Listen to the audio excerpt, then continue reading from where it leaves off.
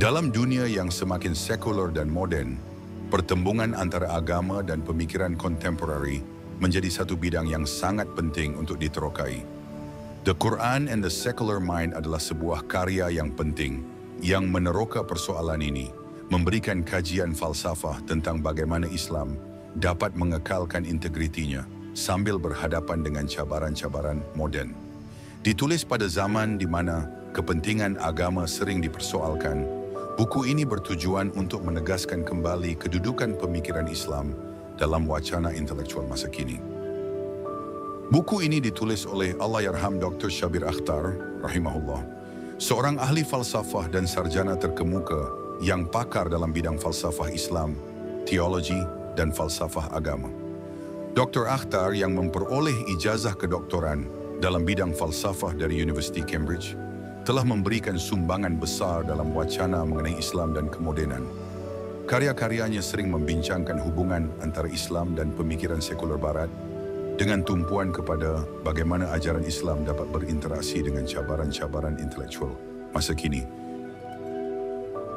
Dr. Akhtar telah menerbitkan beberapa buku yang berpengaruh, termasuk The Quran and the Secular Mind, 2007, yang mencerminkan penglibatan mendalam beliau dalam isu-isu falsafah dan teologi yang dihadapi oleh umat Islam di dunia modern. Karya-karya lain beliau yang terkenal, seperti Islam as Political Religion dan A Faith for All Seasons, telah mengukuhkan kedudukannya sebagai tokoh utama dalam pemikiran Islam kontemporari. Sepanjang kerjayanya, beliau komited untuk menunjukkan kekayaan intelektual Islam dan relevansinya dalam zaman sekuler ini. Dalam The Quran and the Secular Mind, mendiang membincangkan ketegangan antara akal dan wahyu, cabaran moral yang ditimbulkan oleh humanism sekuler, dan otoriti unik Al-Quran. Beliau menyeru kepada kebangkitan semula falsafah Islam, menggalakkan keterlibatan yang kritikal dan mendalam dengan sekularisme moden sambil mengekalkan integriti ajaran Islam. Ringkasan ini bertujuan untuk menyaring tema-tema penting ini ke dalam satu naratif yang kohesif, yang disampaikan dalam dua bahagian.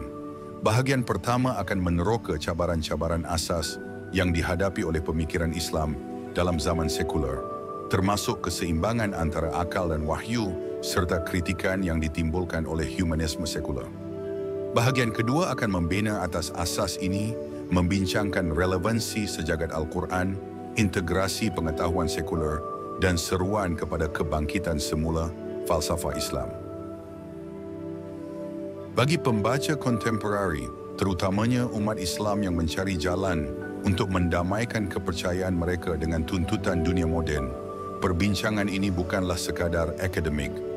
Ia adalah eksplorasi penting tentang bagaimana Islam dapat kekal, relevan, dinamik, dan kukuh dari segi intelektual dalam menghadapi cabaran-cabaran kemodenan.